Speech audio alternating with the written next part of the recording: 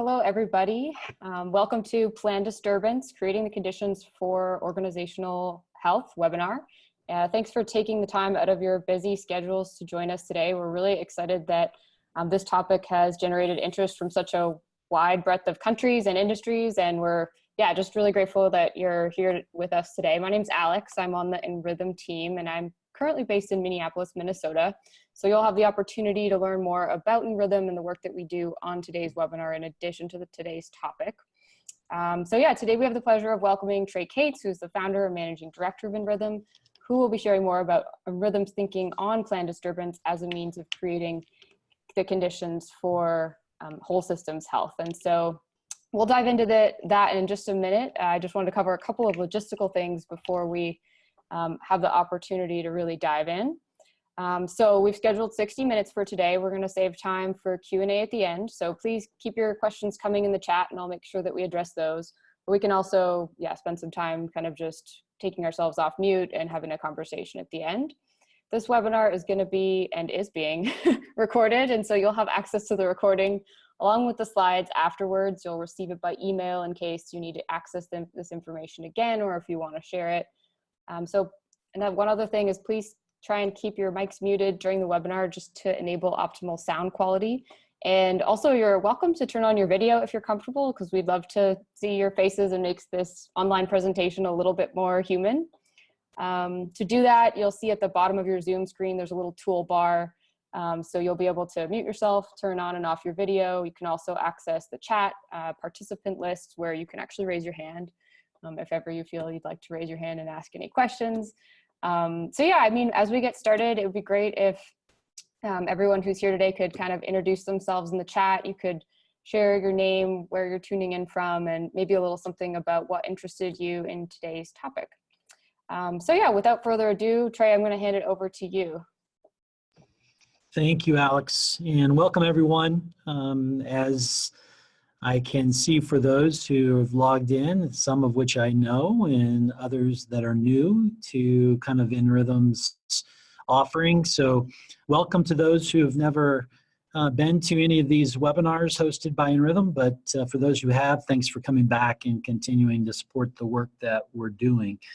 I'm super excited about what we're going to be talking about today for a couple of different reasons. One, my background in ecological restoration. I've had the opportunity to see what plan disturbance actually looks like from a natural systems perspective, and then its application in a social or organizational setting to me has great relevance to how we bring real abundance and potential into the worlds that we work.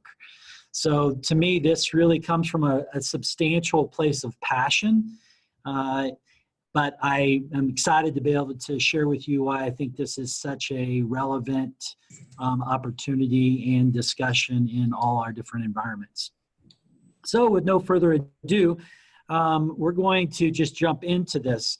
A couple of, or a few webinar expectations. We're going to really talk about current approaches and what about that is the dominant thinking around organizational design. We're going to talk about some of the challenges with that.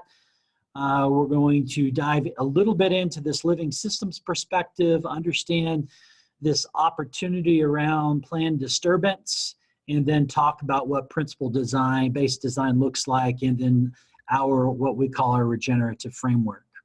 So we're going to begin with a question. What is the dominant metaphor for how we organize ourselves? And this would be a time where you can unmute or you can drop some of your comments in the chat field. But we're really looking for understanding kind of where we are as an organization and what are our influences, and just trying to understand what the dominant metaphor is for how we see the organizations that we're a part of. For those who have not heard me ask that question before, any thoughts, any perspectives?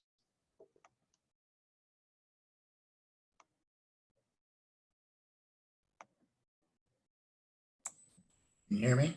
Yes, can. I would say that the most dominant metaphor that I'd like to see of how we organize ourselves is really more of like a fungal network with multiple nodes. It's difficult to see sometimes. It doesn't feel like that, but that's the way that I try to look at it.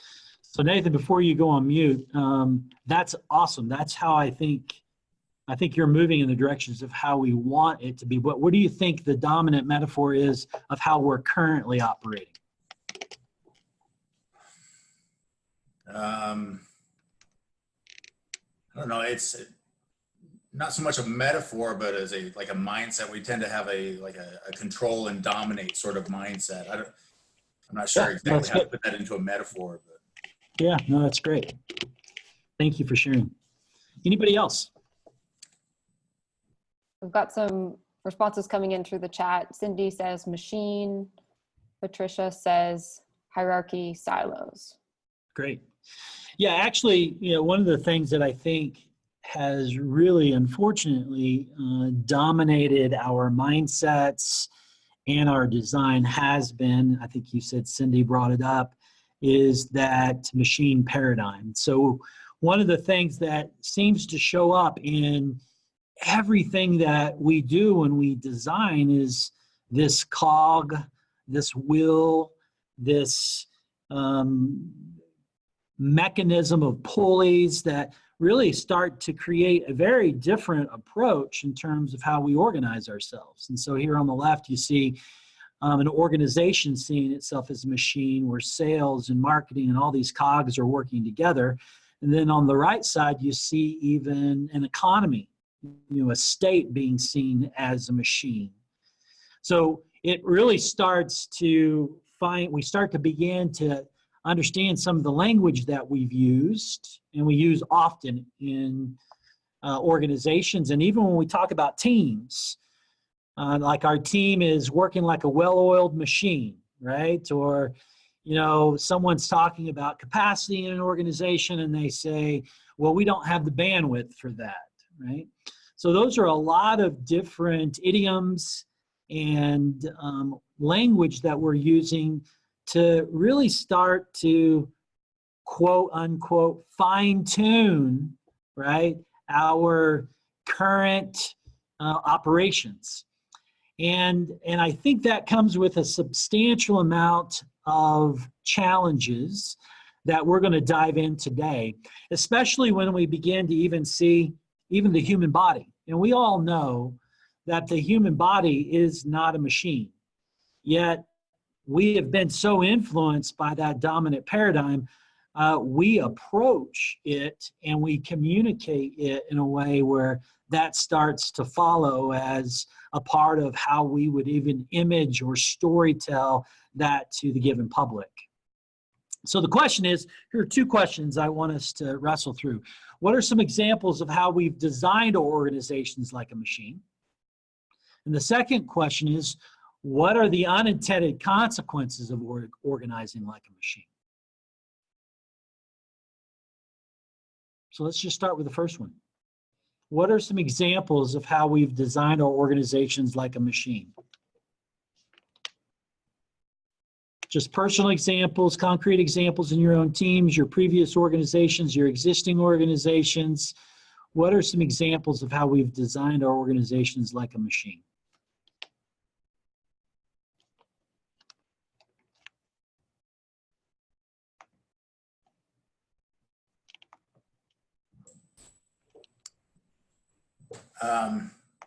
For my own personal examples of what I've had to deal with, a lot of times our SOPs are designed almost like an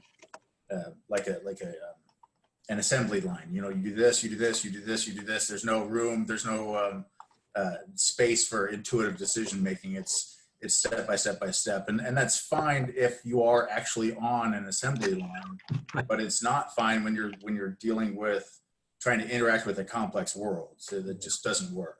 Yeah, fantastic example, Nathan. So yeah, SOPs tend to be designed with that in mind, right? So it is as though you don't want thinking as a part of that process. And so as organizations designed for productivity and efficiency, SOPs, are a way to maximize that using that language, right? So now, what are the unintended consequences of organizing like that? What are some examples of that? If we see all our organizations as machines, what does it say about people or our customers or our partners? What are some unintended consequences? Yeah, it makes us all pretty disposable. Okay, all right, good. You know, perform at this level or you'll be replaced, right? There you go. So we have some challenges, and you know, just to be clear, I've spent a lot of time with lots of organizations over the years, big ones and small ones, and no one intentionally goes into organizations saying I'm designing with you to be replaceable. But the unintended consequence of this design is that we tend to commoditize people, customers, products, services, and everything, and it really does a disservice to the people and the impacts that we can make. And so when we think about this, we really think about, so even in some of the research is showing up, we began to see that nobody wants to see themselves like this, right? So if people are a part of a machine, then we then just see ourselves as cogs in that machine. And then the consequences of people being a part of that machine are things like this. Gallup coming out to saying 13% of people are actually engaged at work. And those are real challenges for organizations in every industry, in every sector, in every country, when there is the possibility that 63 to, let's just say 80% of the workforce is disengaged or not engaged. We have some real challenges, to the point of where in the United States alone, and I know we have individuals here on this call representing multiple parts of the world. In the US alone, they're saying it's anywhere between 450 and $500 billion a year of productivity loss. Now, we don't only want to measure in productivity, we'll talk about the challenges in that, but that is a substantial challenge to all organizations globally. And I believe to be a result of poor design. So we talk about it as a real legitimate design issue, and one that I think sets the stage for real creativity and ingenuity, because if it's a design issue, then it can be deconstructed and redesigned into something different. And I think it's individuals like yourselves and others around the world that are saying, what can we do differently to not create those same unintended consequences? But I want us to step into what we think the real underlying problem is with the design issue. And that requires us to talk a little bit of systems science as a means to discuss this challenge. And I really want to hit the high points, and then we can go into some conversations later in the webinar. But from a systems viewpoint, there are three different types of problems: a simple, a complicated, and a complex problem. And Nathan even brought it up when he mentioned complex challenges or issues. And that is, in a simple problem, or an opportunity, it's simply, there's ingredients, there's recipes, there's known steps, and there's a high probability of repeating the results.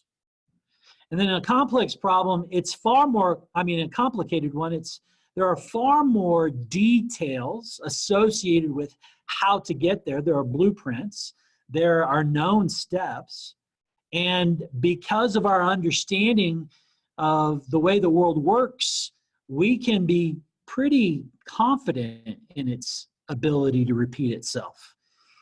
That's why SOPs have showed up. That's why we have had our ability to, land on the moon or accomplish pretty incredible technological feats. But when we get to complex issues like, say, ending poverty or solving environmental challenges, or addressing even something as what we would say is simple, maybe not, as raising a child, there are lots of different inputs that are very independent. Situations are very different, so it's context dependent. A lot of unknown steps, and the outcomes are unpredictable, or even to the point of where in some system science you'll hear the idea of wicked problems, which is these unintended consequences that are emergent as a part of that. So when we think about our environments, our organizational environments, I beg the question, should we be seeing it as complex environments and not simple or complicated ones? And so what happens when you apply a simple or complicated approach to a complex problem? Because that's really what I see the challenge within organizations and within some of our projects and some of the things that we're trying to solve is we're really trying to solve complex issues with a machine approach, a complicated approach. And so what happens when you do that? What are the unintended consequences of utilizing this complicated approach to a complex problem? Any thoughts?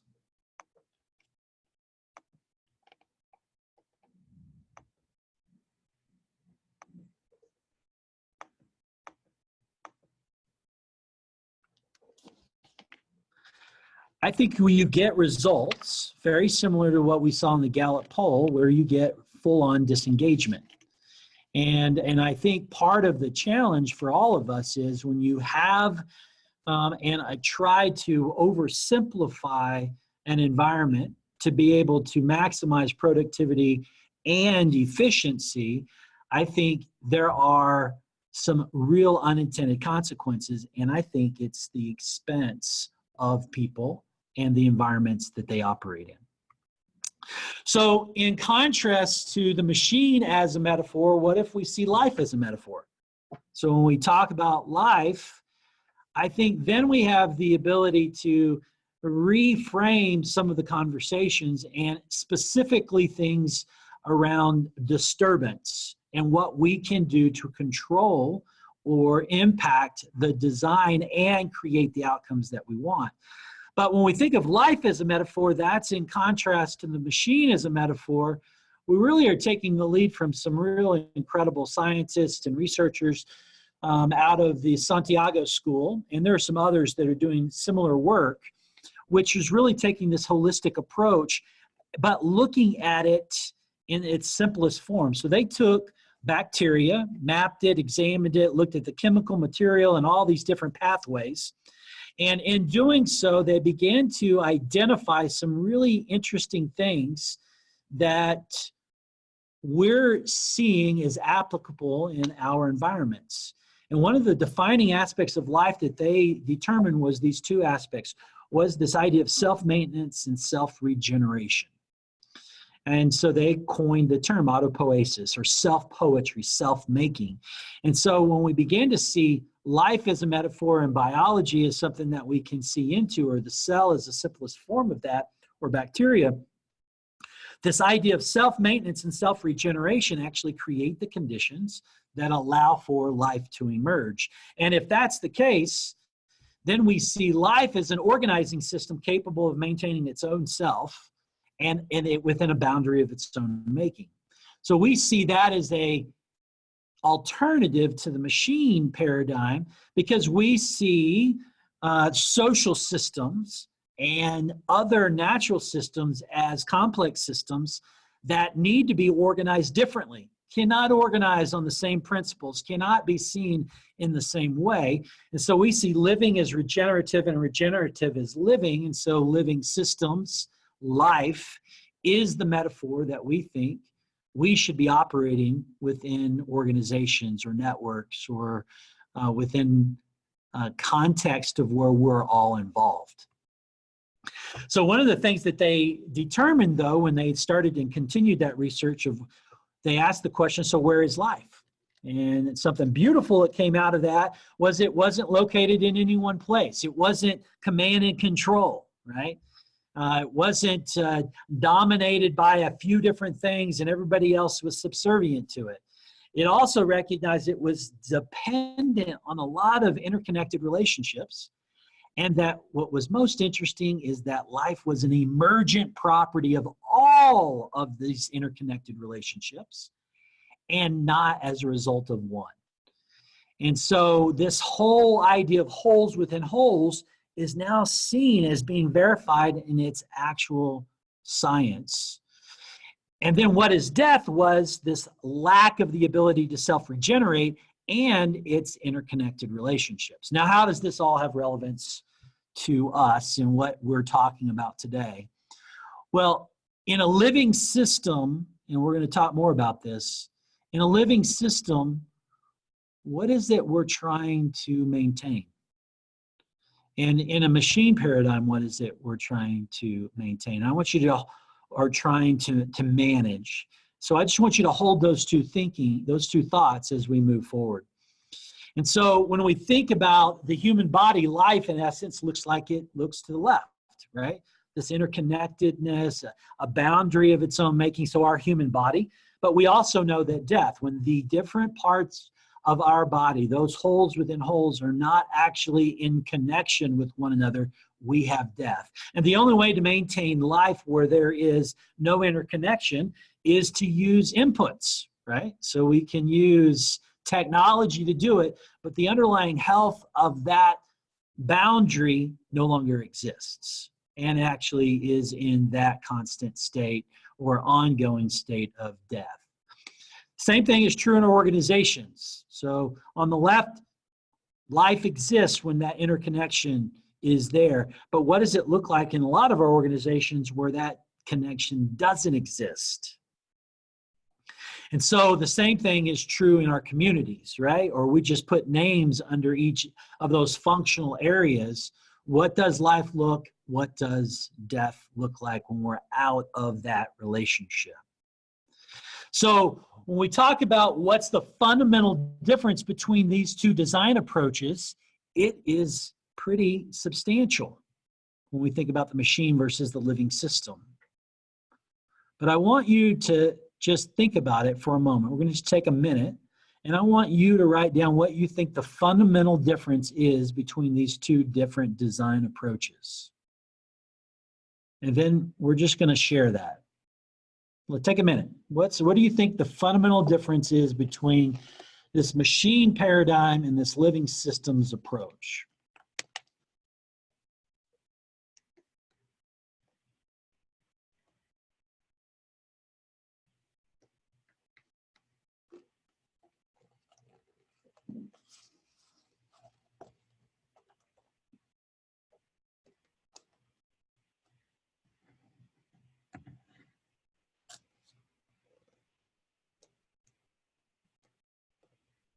All right, somebody want to share? What came up for you? What do you think the difference is between machine versus living system, the fundamental difference?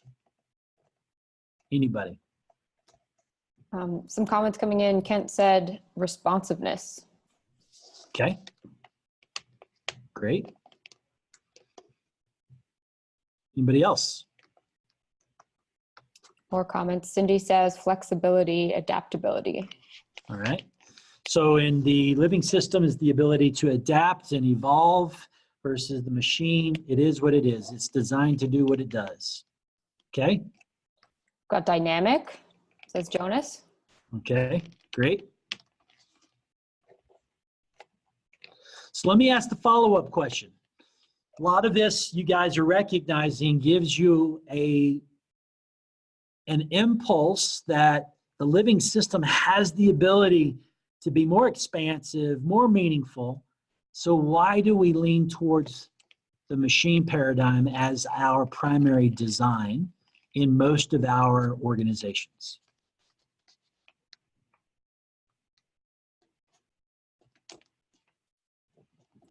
We've got a comment from Mindy that says, appearing organized versus appearing disorganized and chaotic. Okay, all right. Good, great.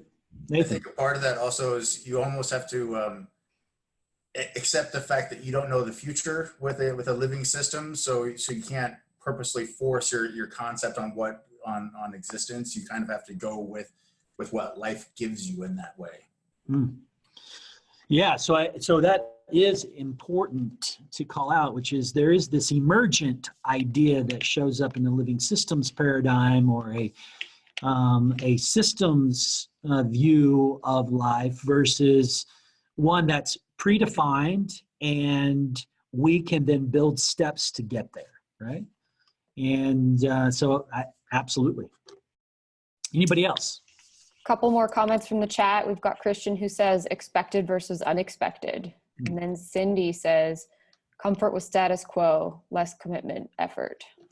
Awesome. Great. All of those are fantastic. Incredible answers or insights into what this is. But the thing I want to say, that even with this idea of what's predefined or defined, the machine paradigm in the way that we approach it and how we apply it to our organizations, I think the biggest unintended consequence is what it does to those living beings a part of that system. And we're going to really start to talk through that. So when we think about these two different paradigms, the machine paradigm we see is something that engineers this idea of best practices. And we won't have time to go into it today, but we all know that best practices really, if everybody's doing it, becomes, like one of my friends said recently, basic practices, not best practices. But that's what it engineers, because we're saying everything should look the same, right? And which reinforces or enforces this idea of prescriptive structures, which is everything's looking the same, which is definitely a simple and a complicated approach. And we see that as something that degenerates living systems, especially when it's applied to a living system. Now, it's interesting, a living systems design, we think, informs or is informed by a principle-based approach that we think facilitates these flexible frameworks that evolve and adapt and change, and we believe that regenerates health. And one, we think requires more energy because it is something that you have to continue to reinforce. And the other we see is less energy because we get to benefit from the genius and the diversity and the living beings that are all a part of that system. But the thing for all of us, which I think shows up in some of the chat comments that were made earlier, is a substantial shift in perspective and operations. Because that's just not how we've operated. Even if we've created efficiencies, even if we've created tremendous productivity, I think it's been at the expense of the health of the system, what we call the underlying health of the system. And so when we talk about planned disturbance, here's where all this is. All that was to lay a foundation for us to have this conversation. Planned disturbance is an intentional design and management process to enable healthy conditions within a living environment. And I'll use natural systems as an example. I was a part of the Savory Institute for many years under the tutelage of Alan Savory, Daniela Howe, and its desire to create the regeneration of 1 billion hectares of grasslands globally. And one of the things that I really appreciated, having been a part of that for almost a decade, was the fact that when you were looking to restore a natural system, you started at the ecosystem level, which is you looked at how the underlying ecosystem was operating as a means to be able to create life. And to me, it became a really incredible design insight into how we approach social design or organizational design. So when we talk about planned disturbance, we talk about what do we need to do to disturb the underlying health of the system as a means to create life and the outcomes that we really want. So plan disturbance becomes a process by which we're intentional about addressing the underlying health of the system. So now what's interesting about that is we've got to define what that system is. And for us, when we talk about organizational health, we actually see it in three areas, what we call energy flow or people, informational cycle, decision-making, and the communication cycle, which is the exchange, and what we call network connections, which is the partner community within any organization or network. And when these are operating in a healthy way, we believe it creates the conditions for abundance and incredible emergence that I believe is even more productive than our current machine or conventional designs.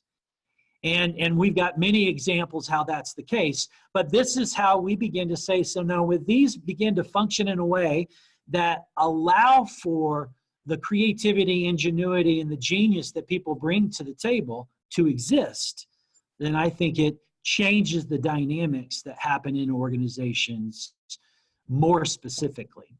And we won't have time to go into each one of these in greater detail, but I'm going to hit the high points, which is when we talk about energy flow, we're talking about thriving teams. You know, individuals whose well-being, genius, and role are intimately designed to be able to create health for the individual and for the team that it's a part of. And when you don't, and we believe when you do that, it creates more energy in the organization, and that energy isn't based upon cash flow. It isn't based upon the flow of money in an organization. Those are just tools. But the real energy of an organization are the people. And what can we do to create the conditions for people to thrive? And the same thing is around what we call the informational cycle or decision making. We actually see it very consistent to the life cycle that exists in natural context. And we talk about, so what does it look like for us to be able to give birth to new ideas and new decisions in organizations, but to recognize the ability to give birth to new ideas and new decisions is intimately tied to things dying. And dying in the sense of dying in this decomposition, decaying, recycling thing, because we know it creates the conditions for new life. And then the communication cycle is all about this exchange of intelligence. So once we begin to make better decisions, how then do we exchange that, evaluate, integrate it, and evolve that throughout the organization? But all of that has to be done within the context of our partners. And we need a partner community that's diverse, that's growing, so that it creates more resilience. But that resilience is intimately tied to the diversity that we need, a part of our client community, our suppliers or vendor communities, as well as our boards and those who advise us, is a part of our ongoing ability to impact in our communities and our markets. But when we see all that, this is how we define organizational health. So we've got energy flow, that health is defined: enhanced well-being, fulfilled purpose, genius, and role. Informational cycle around decision-making is this individual and organizational intelligence. Network connections is about this diverse and supportive partner community. And communication cycles, this exchange and relevant delivery of intelligence across the organization or a network or a project. Now, what I ask you is when we define health this way, you can do that in a living community. In a machine paradigm, in a machine design, this doesn't even make sense. And it doesn't make sense because the machine's either working or it's not working. There are no levels of health. It is working. And when it's not working, you replace something, and you replace it with something that can work. In a complex system, in a living system, we're managing the flow of processes and trying to create the conditions for health to exist so that we can see the impact that we're wanting in the greater systems change and transformation in clients' communities, or even in real, true system change around community impact. So what we do is we take this as far as to say, so in an organization, we talk about disturbance events, even a disturbance calendar. And that disturbance calendar is, what does it look like for us to be able to continue to assess the underlying health in an organization and use a disturbance process as a means to challenge the status quo, to challenge the existing structures, as a means to say, what can we do to increase the health of the underlying system so that it can be even more impactful on what it's trying to accomplish. So that kind of sets the stage for us asking ourselves, what does that look like? So now pulling this back up, and I'm pulling this back up because I really think this is part of what is core to the disturbance as a means to creating the conditions in our organizations. And it's this idea of birth and death. And a lot of our organizations love to talk about birth. We love to talk about investment. We love to talk about new ideas. But what I found in real living systems is that does not come without the ability for some things to die to create the conditions so that life can emerge. And we've all experienced it. Some of you may be gardeners. Some of you have been in, real environmental conditions where you understand the idea of what that recycling and fertility looks like. But we actually think that that exists in organizations, and it actually exists in our mind. And that is that we've got to take our own organizations and our own selves through a process of what needs to die to give birth new life. And so with that in mind, what I want you to do is take a couple of minutes and ask yourself the question, what is one practice or idea that should die in your team and organization so that it gives birth to something new? One idea, one practice. It needs to die. You're going to now disturb your own thinking about this, your own team about this, so that it would give birth to something new. So let's take a couple of minutes to think through that. In my own organization, I think that for me, it's probably more of a top-down educational approach. I'm training people underneath me quite a bit that maybe that is not the best way to go. Maybe a cross-training sort of a situation might be more advantageous. So that might be something that would need to die. Awesome. Great, Nathan. Thank you. Somebody else. What should die? Practice, idea. I would say zealous overwork. We're all very panicked. We're all very panicked about the climate emergency, and it's not healthy for individuals. And I think it means that we, while we work very optimally, I think maybe we could work even more optimally if we were, a little bit less desperate and a little bit more measured. Thank you, Cindy. It's a wonderful example. We've got some comments coming in on the chat. Kent says centralized decision making, and Shaq says rewarding overt mediocrity. Awesome. Great. Anybody else want to share something that should die?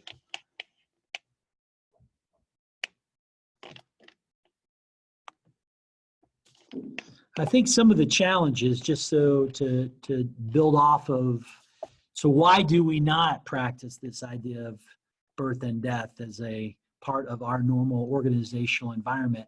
Because I think we've got vested interest and egos wrapped into our current design. I mean, I came up with that. Why would I want it to die? It's worked in the past, so it should work in the future. All those things that are really birthed out of a machine paradigm, right? If it's worked then, well, it should work now. It's working. Why would we change it, right?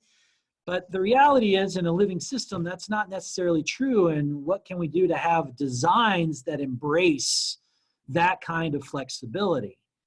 The other thing to even add into what Cindy said, I actually think, and I've been saying this a lot lately in a lot of our engagements, don't allow urgency to be the excuse to do the wrong thing. And sometimes I really believe we find ourselves feeling the pressure, as Cindy said, feeling the idea that, listen, I don't have time to explore something else. I just need to produce. And just for a moment, think about what that does to us. I just need to produce. You know, it just reinforces me being a cog. It just reinforces me being a machine. And when I no longer, quote, can produce, they'll find somebody that will. And that, to me, psychologically is extremely damaging. And there's all kinds of things I think it does to organizations and the teams that are a part of organizations. Now, the freedom to allow our practices to both live and die because we think it creates the fertility for new life into the future, that's a paradigm shifting idea. And I really believe the more we do that as an organization, the more we do that in our communities, the more life I think we're going to create. So with that in mind, what we want to do is recognize that approach, this disturbance approach, using events and systems as a means to rethink why we do what we do, actually is all based in this principle-based design. So what we call principles of regeneration. And so here are the 6 ones that we operate with. Some of you may have 5, some of you may have others that you want to bring into this mix. But these are all built out of and come out of living systems and what we see in living systems, that they're holistic and mutualistic, and that we value the originality and genius that come from those who are part of those systems, and that it evolves and is dynamic, and that it's nodal, so decentralized and redistributed power, and that the growth and health of the members are core to its health as a system. And it's powerful to be able to see what happens when that really comes about. And so when we think about what that looks like, we think that creates this idea of flexible frameworks. And so this is a framework that we've designed where we have the ability to recognize that the organization's context is true and unique to that organization. And that now we bring this health perspective into the conversation. We design structures that enable health so that we can actually do the work that we all want to do, from strategic planning and products and programs, things we want to bring into the world. But we think if we utilize these flexible frameworks, we do it in a way that regenerates life, regenerates the potential that exists versus at its expense. So when we think about disturbance, we see it as a way to intentionalize our focus on the underlying health. So unfortunately, we could confuse disturbance as the idea of how we change strategies. What's the new strategy of the month so that we can produce more? Versus what does it look like to create the conditions for our teams to thrive, for us to make better decisions, for us to be able to create structures that allow for real communication flow throughout the organization, and that our partner communities are diverse and integrated into our product or service offerings. So when we disturb that, I think we create the conditions for abundance and resilience and create even more impact than we could possibly do under that machine paradigm. But we've got to disturb the health, not just focus on strategy. And when we look at that framework in front of us, where do we spend the majority of our time?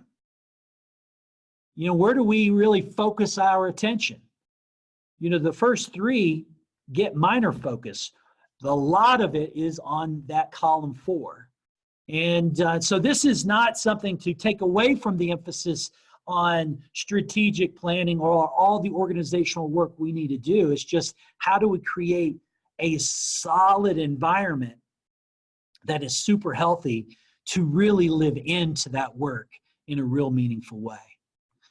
So for us, that's what regenerates health. And so what does health look like? So again, as I've shared in the past, Savory Institute, this is a project that they were a part of that was inspired by the work of Alan Savory. And this is in Mexico in the Chihuahua Desert. And what you see here is a landscape that has been mismanaged over time. But what's interesting is when we think about this, some see this as degraded landscapes with no hope. And when I was a part of the Savory Institute, we saw this as unrealized potential, because we knew this wasn't what was healthy, this was what was unhealthy. But if we could create the conditions for health to emerge, things change. And so the opportunity to see this as an outcome, not from inputs, not from technology, but to focus at the underlying health level to be able to create the outcomes that you see here today. So when we see before is unrealized potential, dysfunctional underlying health, but when it changes, when management sees the living potential that exists and reorganizes it and follows the patterns, then what we see is real regeneration, real potential. That if you put a whole bunch of scientists in the room and we sat there and looked at that environment, this is not what we would have envisioned. We would have envisioned something incremental or a little step in moving in a direction.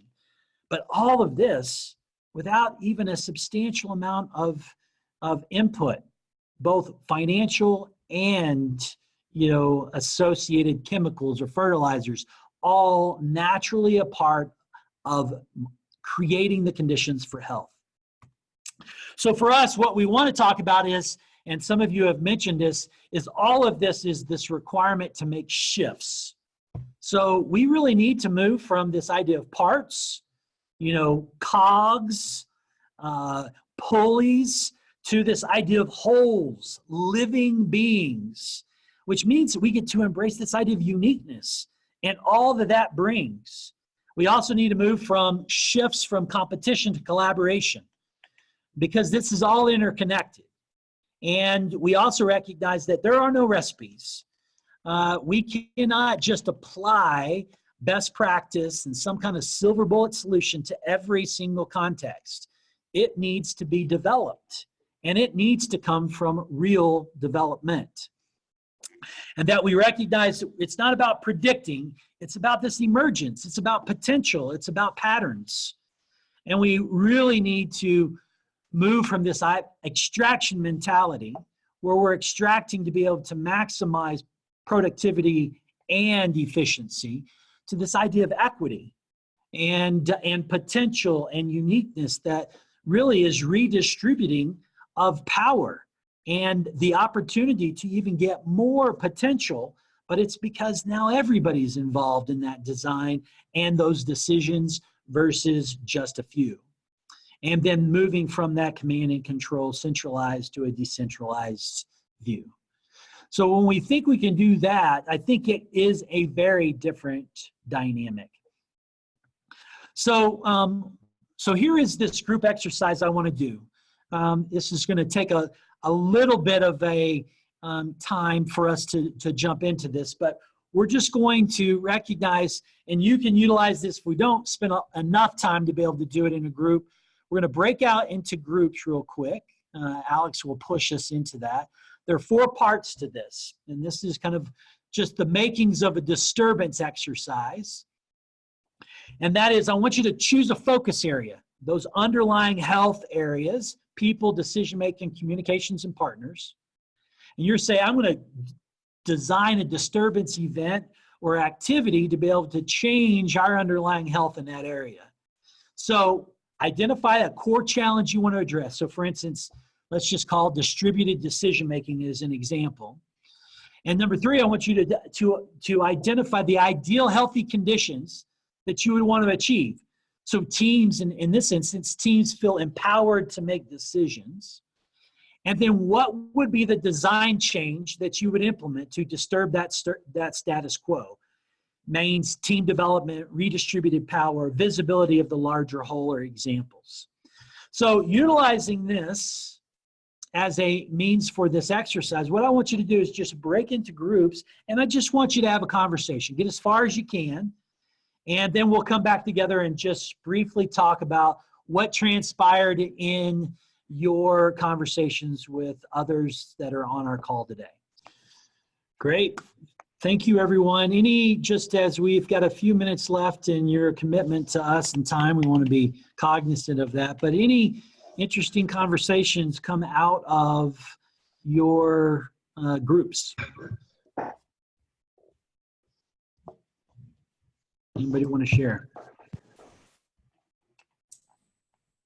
Oh, I had one which was myself personally. I kind of realized that I might just concentrate on myself rather than the members of my team who sort of refuse to work with any of this sort of structure. I thought I might just concentrate on, doing it for myself, and then hopefully it spreads, as opposed to trying to construct around them. Love it. Thank you, Cindy. That's great. It's a great place to start. Anybody else?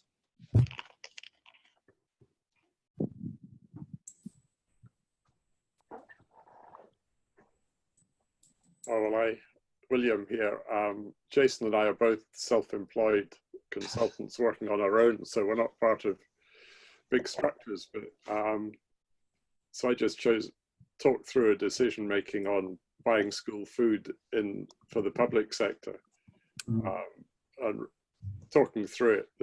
The design change really came out as trusting people,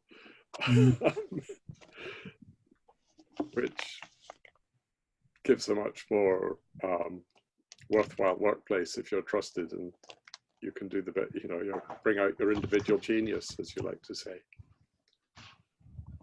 Awesome. Just through decision making at the point it makes sense to make the decision. Absolutely. Thanks, William. That's great. One other person. Well, I felt that we had a good breakout session. We talked about, myself and Shaq talked about people and trying to get people to express more of their humanness. And part of that was trying to get them to include more of their work, of their lives that are outside of work as part of the intuition of the decision-making process. Like in a meeting, you're often pigeonholed into what your specific role is. Like Shaq brought up the idea of accountants. Like you only want accountant information from the accountant. Well, maybe that's not necessarily true. Maybe you want his background in baseball or what have you. Any part of his life that could help bring health to the decision-making process. Love it. That's great. Thank you. Awesome. Well, guys, thank you. Please make sure you take this and utilize it in whatever way makes sense to you. But I want to end with, so this is our working definition of a regenerative organization. So it is in line with everything that we just talked about. It's a living, evolving, naturally functioning environment where abundance and resilience are recurring outcomes of its underlying health. So all of the principles and the functional frameworks are designed with this living, evolving, naturally functioning environment in mind. And we believe when we do that, we do create the conditions that allow for us to manage in a healthy way, and abundance and resilience are recurring outcomes of that. Some of you guys are, if you've been in the system space for a long time, know Meadows. But I will end with this quote today. The world is a complex, interconnected, finite, ecological, social, psychological, economic system. We treat it as if it were not, as if it were divisible, separable, simple, and infinite. Our persistent, intractable global problems arise directly from this mismatch. So hopefully this has been an inspiration for you today. If we'll open up, if you have any questions or comments, it'd be great. Otherwise, we just want to say thank you for taking the time to be a part of this, and I'll turn it back over to Alex. Thank you, Trey. I just noticed that we're over time, and I want to be respectful of everyone's time. So we'd love to invite you to send us any questions you have by email. We also offer coffee chat, so we can address those then at another time, because we'd really love to dive into conversation with all of you. And we'll also follow up with the recording and some more information on some of these offerings on the screen by email. So yeah, just super grateful for your time. And Trey, thanks for all your wisdom today, and looking forward to following up. We really hope we have the opportunity to engage with each of you again So thanks again, and we hope you have a great day.